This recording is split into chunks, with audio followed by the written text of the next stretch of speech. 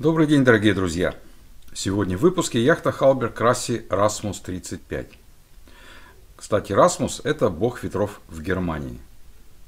С краткой историей верфи Халбер Красси мы с вами познакомились в пятом выпуске, который был посвящен яхте Халбер Красси 42F Mark II. А сегодня я расскажу о дизайнере, создавшем яхту Халбер Красси Расмус 35 Оле Эндерляйне. Оле Эндерляйн родился в Норрчопинге в 1917 году. Его родственники были финнами, но его родители были родом из Саксонии в Германии. Семья Эндерляйн имела летний домик на острове в Бровикене, недалеко от Норрчопинга. И именно там Оле Эндерляйн в раннем возрасте познакомился с архипелагом, морем и лодочной жизнью. После школы он получил образование инженера. Для Оле Эндерляйна конструирование лодок было хобби, которое постепенно стало его профессией. Когда ему было 27 лет, он оставил свою работу на заводе, чтобы попытаться стать профессиональным конструктором лодок. По его словам, он перестал работать. Проектирование лодок было больше похоже на образ жизни, чем на работу. Человечество ходит по морям и океанам с незапамятных времен. Люди ходили как ради заработка, так и ради удовольствия. Гонки на яхтах зародились в Англии в XVIII веке и в конце концов пришли в Швецию, где в 1830 году был основан шведский яхт-клуб, который при короле Оскаре II был переименован на Шведский королевский яхт-клуб. С тех пор и до начала 20 века лодочный спорт в Швеции в основном состоял из гонок в защищенных водах, и лодки, которые создавались в то время, были разработаны для хороших результатов в этих соревнованиях. Это означало, что эти лодки часто были быстрыми, но в то же время хрупкими, неудобными, с большой осадкой и не особенно мореходными. Они не подходили ни для каких других целей, кроме как краткосрочных гонок в хорошо известных и защищенных акваториях. Океанские гонки в то время были еще неиспытанным видом соревнований.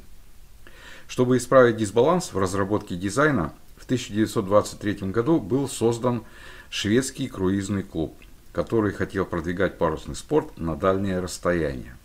Это требовало лодок другого типа, более мореходных и комфортных, приспособленных для длительных плаваний с обычными людьми в составе экипажа, то есть семейных лодок. Оле Эндерляйну было 6 лет, когда был основан шведский круизный клуб. В этом возрасте он уже был увлечен лодками, и, следовательно, он оказался в начальной точке в развитии совершенно нового образа мыслей о лодках, которые вскоре станут так популярны во всем мире. В 1930-х годах шведы не особенно интересовались экстремальными гоночными яхтами. Вместо этого они хотели иметь мореходные семейные лодки среднего размера, которые также можно было использовать для яхтенных гонок. Поэтому шведский королевский яхт-клуб и шведский круизный клуб были заинтересованы в разработке таких лодок. Оле Эндерляйн сыграл важную роль в этих разработках. К 50-м годам Оле Эндерляйн уже стал знаменитым и востребованным дизайнером как в Швеции, так и в Европе. Эндерляйн сохранял и развивал интерес к лодкам и их строительству на протяжении всей своей жизни и сконструировал более 200 различных моделей лодок. Это непревзойденный рекорд.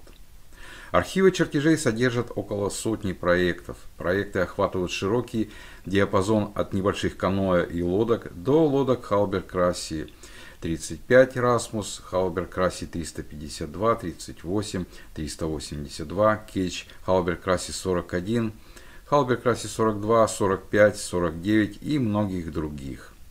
Многие из этих лодок ходят по сей день. По традиции напоминаю, что на канале Идеальный круизер мы анализируем модели яхт, сравнивая их с математической моделью идеального круизера Джона Холтропа. Это дает нам возможность, опираясь на цифры, оценивать рассматриваемые модели яхт с точки зрения конструкторского замысла и сферы оптимального их использования. Джон Холтроп – морской инженер и конструктор.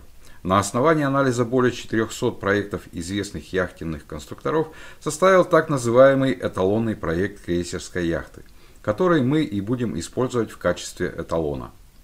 В эталон также вошли показатели, предложенные Яхтенным гоночным союзом США и Обществом морских инженеров СНЭЙМ.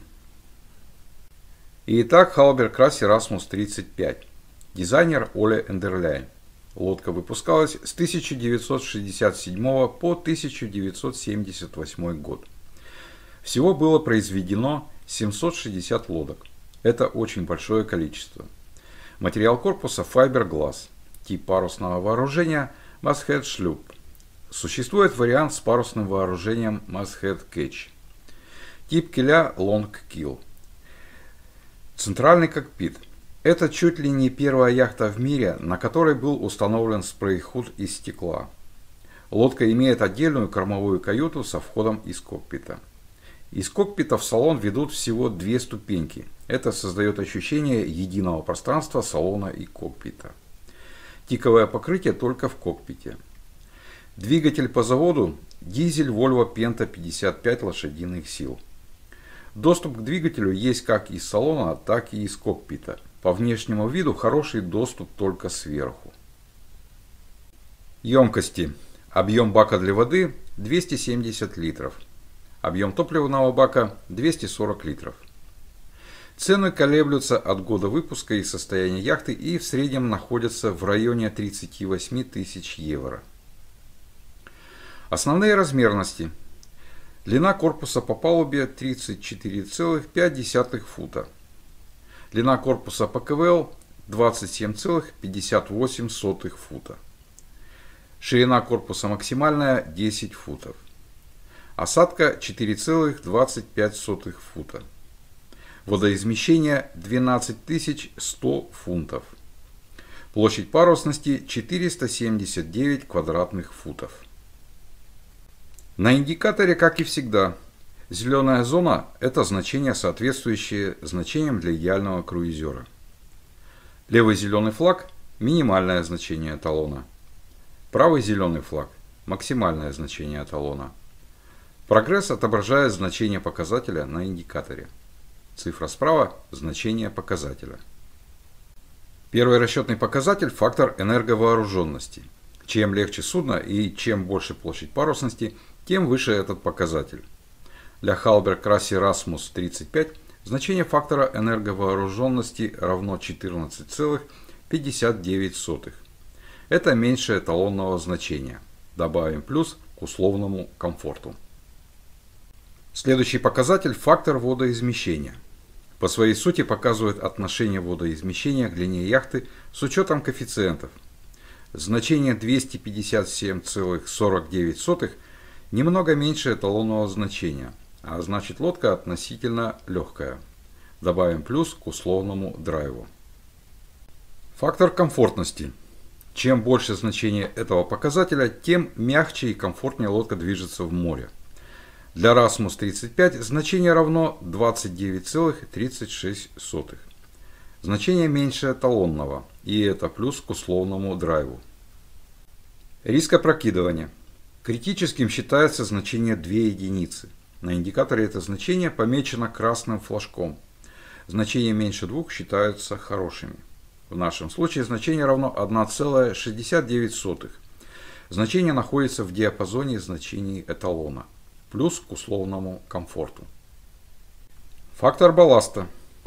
Рассчитывается как отношение веса балласта к водоизмещению и является одним из показателей остойчивости.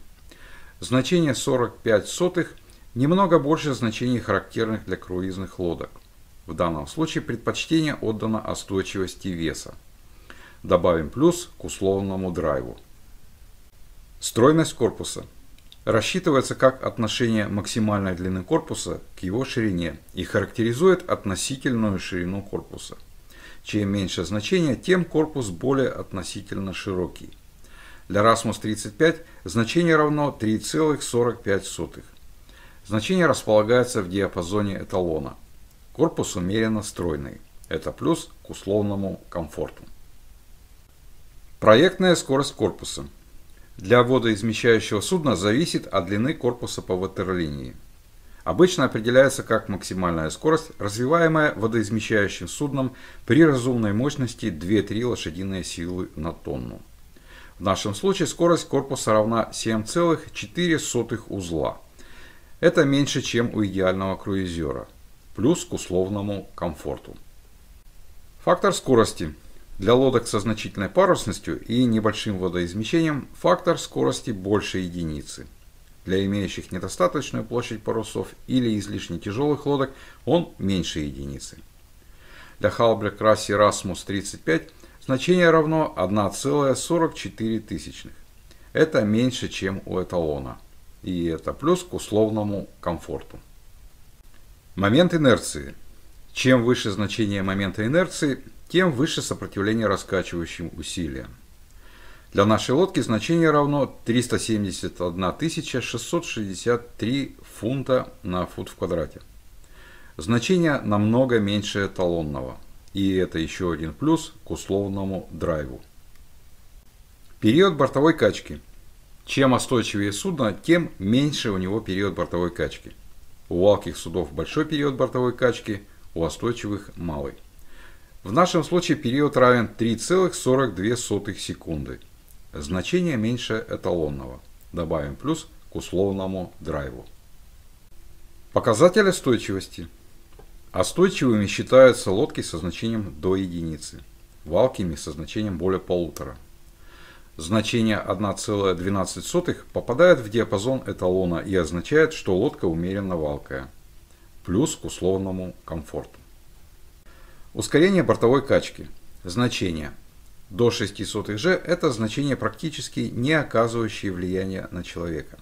Свыше 0,06 G считается нежелательным для крейсерских яхт. Свыше 0,1 G начинаются недомогания. Уровень свыше 0,18 G считается недопустимым.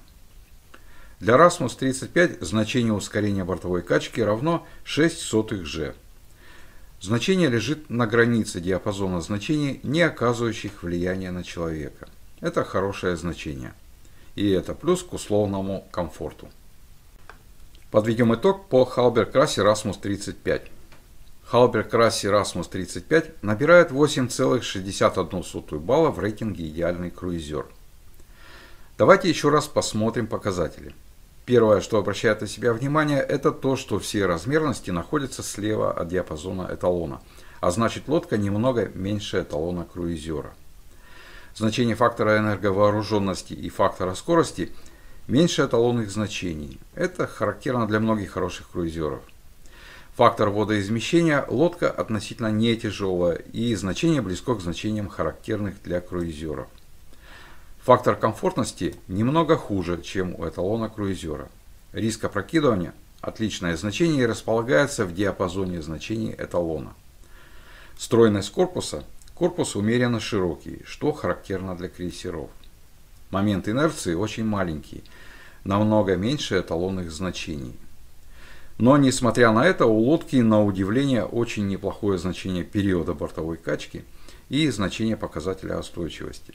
Лодка умеренно валкая.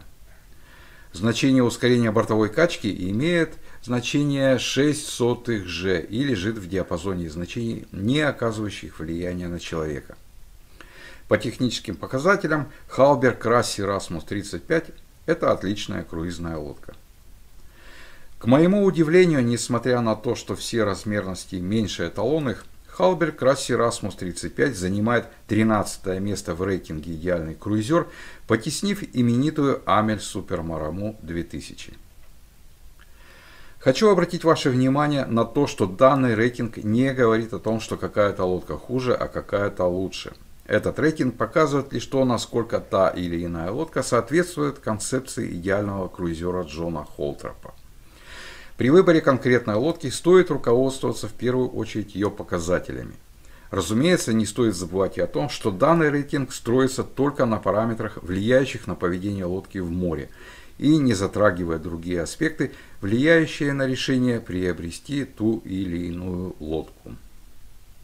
Итак, на первой странице рейтинга Hallberg Rassy 42F Mark II, Pacific Seacraft Krylok 44, Baba 40, Island Packet 40, Tachao CT 41, Colvik Victor 40, Trintella 4, Sirius 40 DS Twin Kill, Cherubini 44 Catch и Nauticat 40. На второй странице Trintella 57A, Nauticat 331, Hallberg Rassy Rasmus 35, Amel Super Maramu 2000, шхуна Черубини 48, Хабер 34C4, Халбер Краси 40C, Garcia Exploration 45, Boreal 47.2 и Modi Dexalon 41. Все страницы рейтинга можно будет увидеть в очередном выпуске «Ямайский ром. Бургундская ваниль». Благодарю зрителя канала Михаила Матеренко за предложение рассказать о Халбер Краси Rasmus 35. В следующем выпуске мы проанализируем технические параметры яхты Халбер Краси 352 и сравним их с параметрами Халбер Краси Rasmus 35. Не пропустите. Подписывайтесь на мой канал и не забудьте нажать на колокольчик. Обращаю ваше внимание на то, что на канале мы рассматриваем серийные монохолы длиной до 58 футов включительно.